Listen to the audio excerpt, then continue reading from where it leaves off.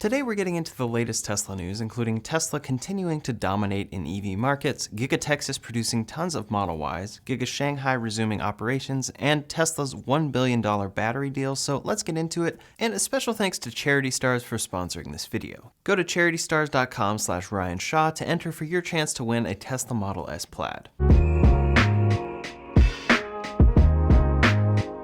First up today, there are two new Tesla recalls, one of which replaced an actual car and the other of which is being fixed again with a software update. First, for the Model X, Tesla has initiated a recall of one single car, and they actually replaced the entire vehicle. According to the NHTSA safety report, quote, "The subject vehicle was manufactured without a bracket that provides additional reinforcement to the body structure at the second row seat. Without this bracket, the subject vehicle may not meet the minimum loading requirements set forth in FMVSS 207 and 210. Those refer to seating systems and seat belt assembly anchorages." Tesla's fix for the issue was to contact the customer, explain the safety risk, and actually replace the entire vehicle for free. This recall was an important issue that needed fixing, and they did, but luckily it only applied to one single vehicle. The next recall applies to 48,000 Performance Model 3s, but is being fixed with an over-the-air software update. The recall description says, quote, "Tesla Inc. is recalling certain 2018 through 2022 Model 3 performance vehicles. The unit of speed, miles per hour or kilometers per hour, may fail to display on the speedometer while in track mode. As such, these vehicles fail to comply with the requirements of Federal Motor Vehicle Safety Standard Number 101, Control and Displays. 48,184 2018 through 2022 Model 3 performance vehicles are affected, and Tesla is apparently going to send notice to all owners by June 6th. They have already pushed out this update, though, to fix the issue with track mode. This particular recall is another one that will hit headlines as a massive Tesla recall, like the one in February affecting over 800,000 vehicles. And it just points out how Tesla's biggest advantage of software updates continually gets sensationalized in the press. One particular headline I saw on Car Buzz said that, quote, "Every single Tesla on the road has been recalled. This is quite extraordinary." The majority of those cars were, quote, "recalled for a reversal of the boombox feature that NHTSA found to be unsafe." Tesla does need to make these small software fixes, but owners do not have to do anything to actually have these issues fixed, so it can be frustrating to see headline after headline talking about massive Tesla recalls. Next up today, Tesla has been piloting the program to open Supercharger stations to non-Tesla vehicles over in Norway, France, and the Netherlands. Long term, Tesla does plan to open up all Superchargers to all EVs, but they are being smart about this transition.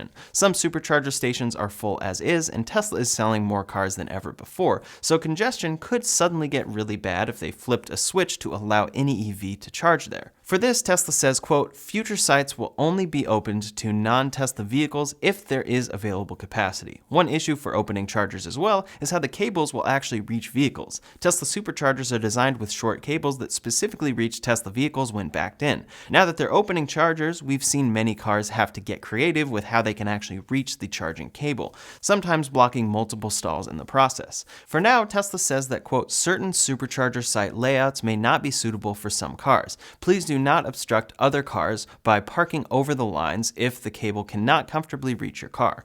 But long term, they'll likely need another solution. Over in the Netherlands, they are now adding cameras to Superchargers open to all EVs. Tesla posted a notice at these chargers, and it says, quote, "Video cameras have been installed for market research to track the charging experience of customers and inform Tesla if there are any areas that could be improved." They also mentioned that the footage used is de-identified with blurring, pixelating, and more. Here you can see photos of the cameras in place as provided by Lynn Magnuson. I think that this will make a lot of sense and will give Tesla a chance to actively see how this implementation is going. Tons of EVs charge from the front left, which would require parking on the other side of a supercharger relative to where a Tesla would charge. Others charge in the front and various other locations, so one of the biggest hurdles for opening these chargers up will actually be how EVs can actually reach the chargers. We'll see how Tesla handles this in the future, since it appears to be much more complicated than simply adding a longer cable in the future, since it's very fast charging with lots of important cooling.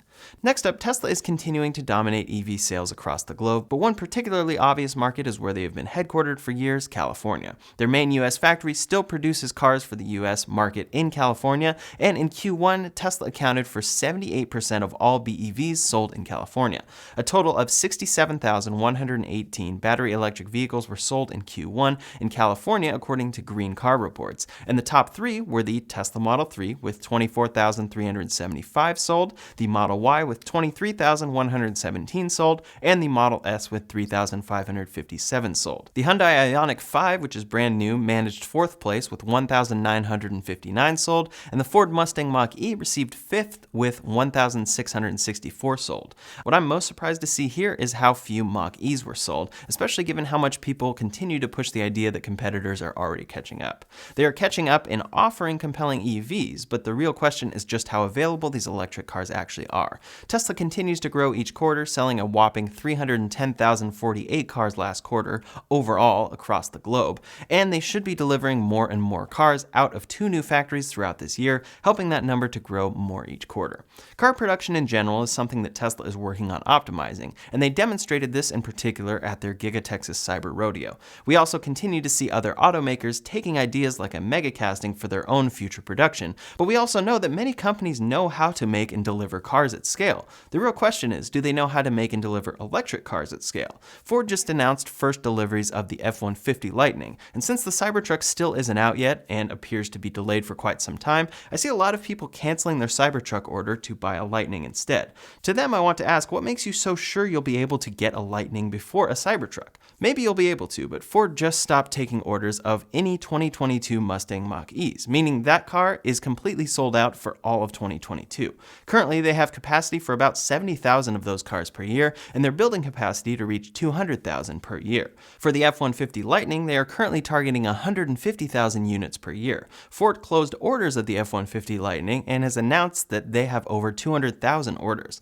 That means that when they are finally at scale with that truck and its massive battery packs, it will be over a year before they can get through initial pre-orders. Then will come everyone else trying to get this truck. It's very exciting to see this truck come to be, but it will be a very long time before it's actually available to buy. The main reason for this is battery supply, and Tesla just made a new massive deal for battery mineral supply. Before we go any further, I'd like to thank today's sponsor, Charity Stars. We've partnered with Charity Stars to give you a chance to win a 2022 Tesla Model S Plaid.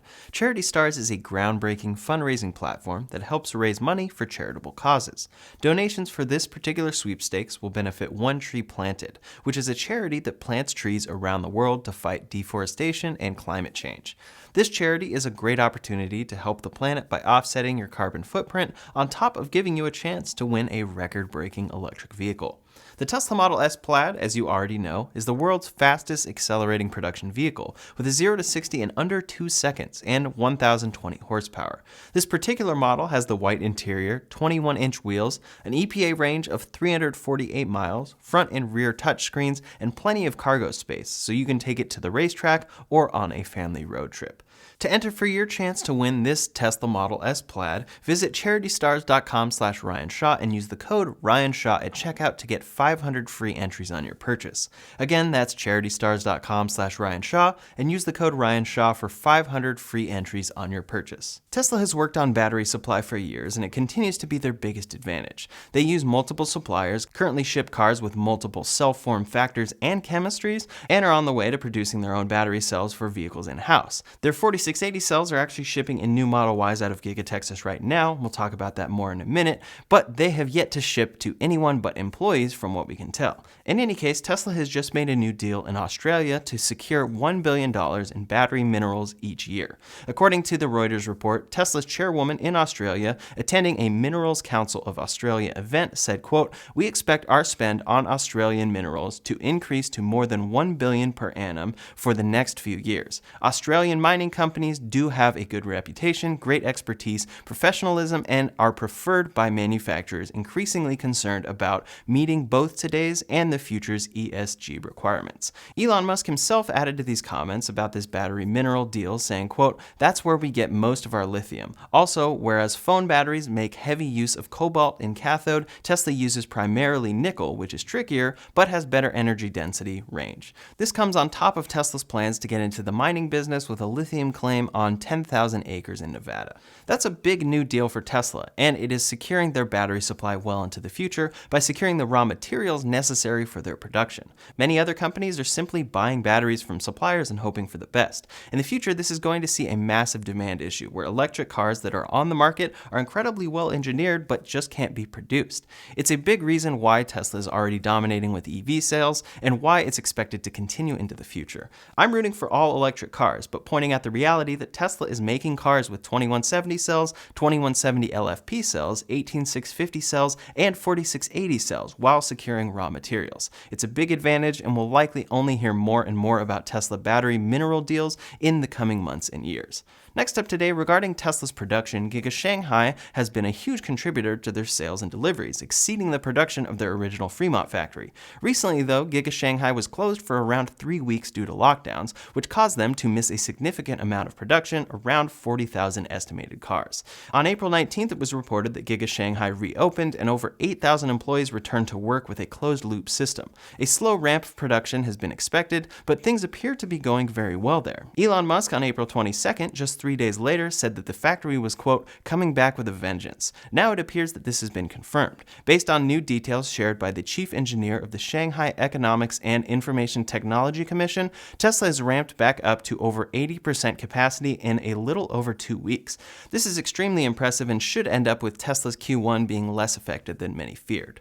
There will still be some delays though, and so customers taking delivery in Shanghai or the various areas Tesla exports to from Shanghai could see their Model 3 or Y get delayed a few weeks. These delays are commonplace across the board for Tesla, but this time they are from a very specific shutdown of that factory. Next up today, Tesla has officially made the change to drop the mobile connector from Tesla vehicle purchases.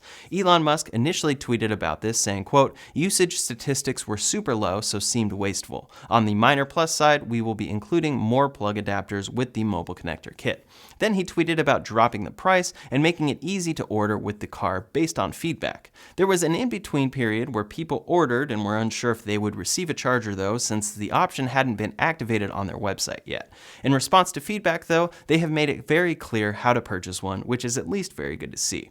They have also lowered the price. Now it looks like Tesla officially pushed that deadline to April 28th. That means that all Tesla orders placed from April 28th and on will exclude the mobile connector from delivery, but will have the option in the configurator. In practice, this actually means that it will be quite some time before a car gets delivered without a standard connector, since their demand is so backed up, but they are being very clear about it now. When you design a Tesla on their website, the final step after FSD is now charging. You can choose to add the wall connector for $400 or the mobile connector for $200, which is $75 cheaper than before. The estimated delivery for the connector itself is August to October of 2022 though, since that itself has been sold out and delayed.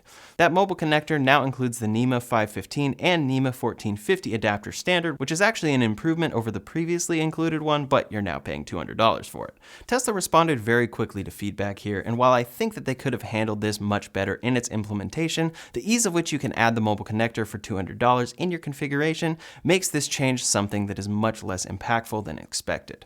Should the car include a charger at no extra cost? I think so, especially since you want customers to be able to charge out of the box, but now it's at least an easy add-on when you order for $200, and Tesla is clear about it. Next up today, while Tesla is in the process of launching the standard range all-wheel drive Model Y, some source code has showed up pointing to another standard range vehicle they may plan to make. This one is very surprising. In their website source code for the Model X, Tesla briefly put up a standard range all-wheel drive Model X, along with a long-range Model X for $104,990. That's $10,000 cheaper than the long-range Model X Tesla currently sells at $114,990.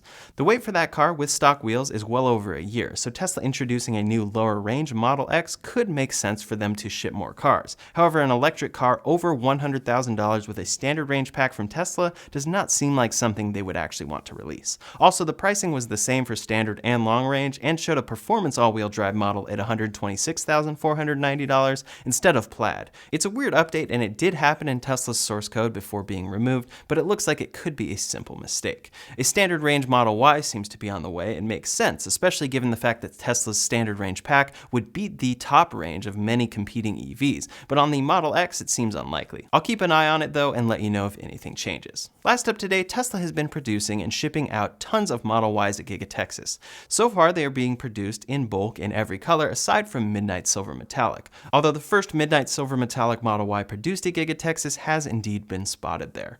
They're coming with the Gemini and induction wheels, which means that they are not yet producing the performance Model Y there from what we can tell. Based on all the latest information as well, these are all Model Ys built with 4680 battery cells and coming in a standard range all-wheel drive configuration with a 279-mile range. The real question about these cars is, where are they going?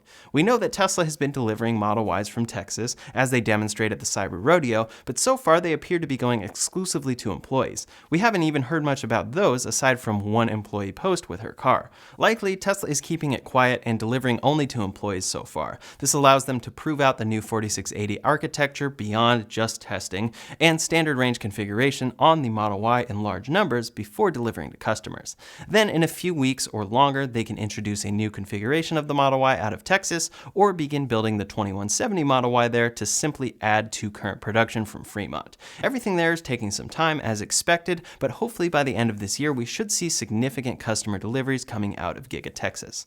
That's all the latest Tesla news for today, so in the meantime, if you want to see my full review of the Model Y after 2 years, you can check out that video linked up here or in the description below. Thanks so much for watching, and I'll see you on the next one.